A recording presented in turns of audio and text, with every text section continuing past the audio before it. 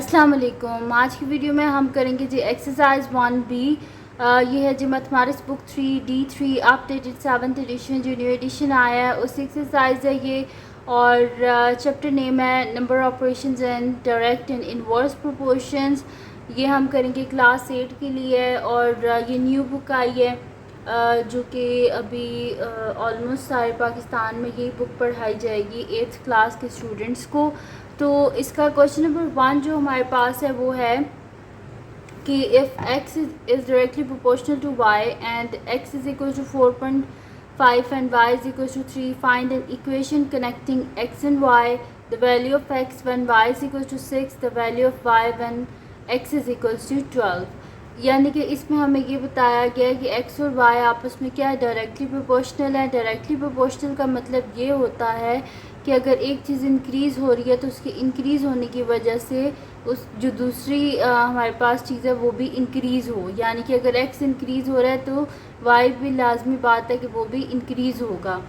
तो यानी कि अगर दोनों चीज़ें इंक्रीज़ हों या दोनों जो भी हमारे पास वेरिएबल्स जैसे x और y, अगर दोनों वेरिएबल्स इंक्रीज़ हो रहे हों तो और या फिर दोनों वेरिएबल्स डिक्रीज़ हो रहे हों तो डायरेक्टली प्रोपोर्शनल होता है।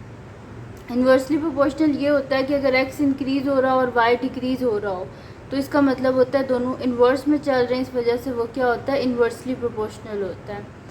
तो जैसे कि एग्ज़ाम्पल अगर मैं आपको दे दूं तो एग्ज़ाम्पल इसकी ये होगी कि अगर एक पेंसिल जो है वो हमारे पास है 2 रुपीज़ की, तो अगर हम 2 पेंसिल्स ले लेंगे तो वो कितने की हो जाएंगी, 4 रुपीज़ की। तो जैसे जैसे नंबर ऑफ़ पेंसिल्स इंक्रीज़ होती जा रही है उसी तरह साथ में क्या होती जा रही है, प्राइस भी इंक्रीज़ होती जा रही है। यानी कि दोनों चीज़ें इंक्रीज़ हो रही हैं।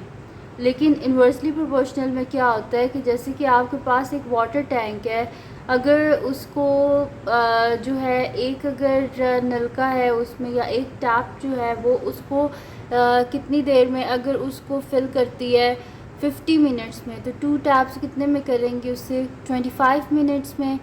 तो यानी कि जैसे ही नंबर ऑफ़ टैप्स इंक्रीज़ हो रही हैं तो टाइम क्या हो रहा है, डिक्रीज़ हो रहा है। ठीक है, जैसे जैसे नलके ज़्यादा होते जाएंगे उतना ही टाइम कम, ज़ाहिर सी बात है ज़्यादा जब नल्स होंगे तो वो क्या करेंगे, कम टाइम में पूरे टैंक को फिल कर देंगे। तो इसका मतलब है कि जैसे जैसे नंबर ऑफ़ टैप्स इंक्रीज़ होती जा रही है टाइम क्या होता जा रहा है, डिक्रीज़ होता जा रहा है। तो इसका मतलब है इन्वर्सली प्रोपोर्शनल है, डायरेक्टली प्रोपोर्शनल में दोनों चीज़ें इंक्रीज़ होती हैं। तो यहाँ पर है if x is directly proportional to y, x is equal to 4.5 when y is equal to 3। हमने इक्वेशन बनानी जो कि कनेक्ट करे x और y को और उसमें जो कांस्टेंट टर्म होगी उसकी वैल्यू को हमने फाइंड आउट करना है। तो स्टार्ट करते हैं इसको।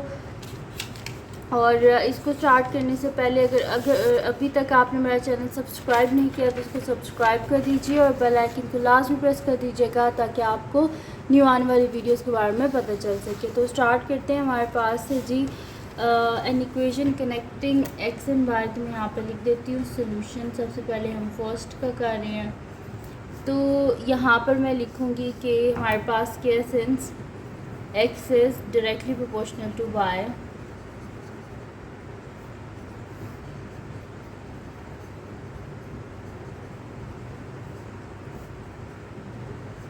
Since x is directly proportional to y, यानी कि x is directly proportional to y।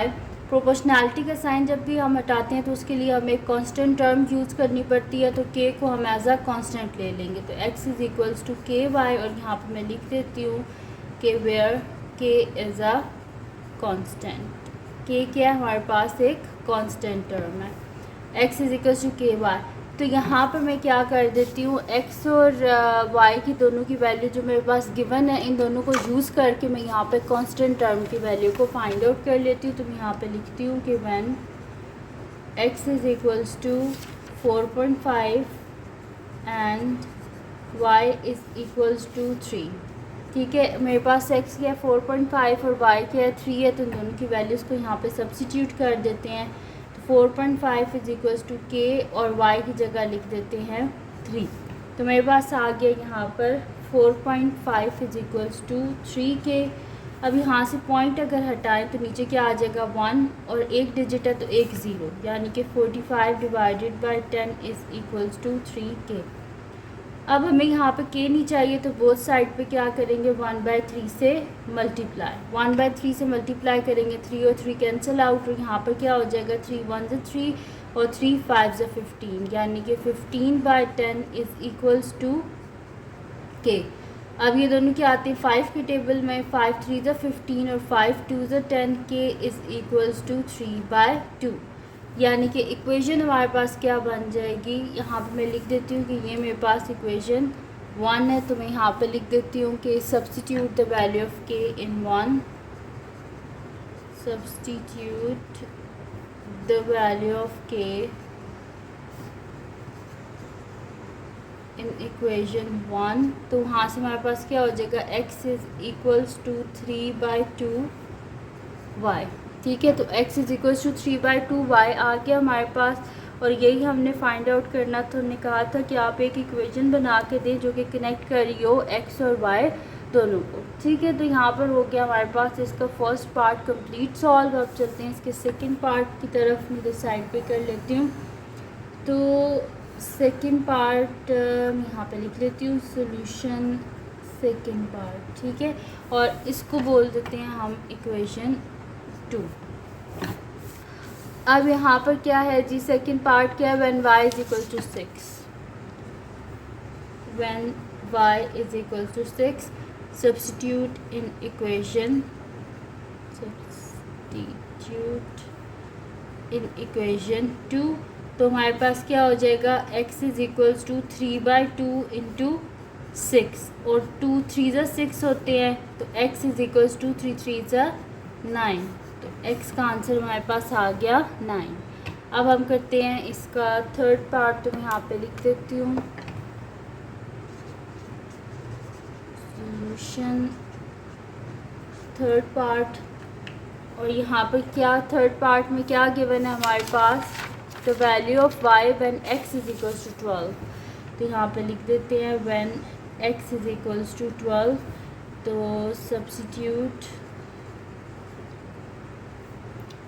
In equation 2, तो हमारे पास क्या हो जाएगा कि है ना, इक्वेशन हमारे पास कि x is equals to 3/2y, x क्या है 12 इज़ इक्वल्स टू 3/2y। हमें क्या चाहिए, हमें यहाँ से y चाहिए, तो बोथ साइड पे 2/3 से हम मल्टीप्लाई कर देंगे, तो क्या होता है 3 4 से 12, 2 और 2 कैंसिल आउट, 3 और 3 कैंसिल आउट, तो y इज़ इक्वल्स टू हमारे पास क्या हो जाएगा 4 2 ज़ा 8, यानी कि y की वैल्यू भी हमने फाइंड आउट कर ली और वो हमारे पास क्या आ गई है 8 आ गई। तो यहाँ पर आप देख लें कि कंप्लीट सॉल्व हो गया हमारे पास क्वेश्चन नंबर 1 एक्सरसाइज 1B का। तो ये थी जी आज की वीडियो। अगर आपके लिए हेल्पफुल हो तो इसको लाइक कीजिएगा, मेरे चैनल को सब्सक्राइब कीजिएगा और बेल आइकन को लाजमी प्रेस कर दीजिएगा ताकि आपको न्यू आने वाली वीडियोस के बारे में पता चल सके। और जो मेरा सेकंड चैनल है जिसके बीच में कुकिंग की, क्राफ्ट्स की, रिडल्स की, ट्रैवलिंग की वीडियोस है, उसका लिंक मैं डिस्क्रिप्शन में, उसको भी सब्सक्राइब कर दीजिएगा और अपनी दुआओं में लाजमी याद रखिएगा। अल्लाह हाफ़िज़।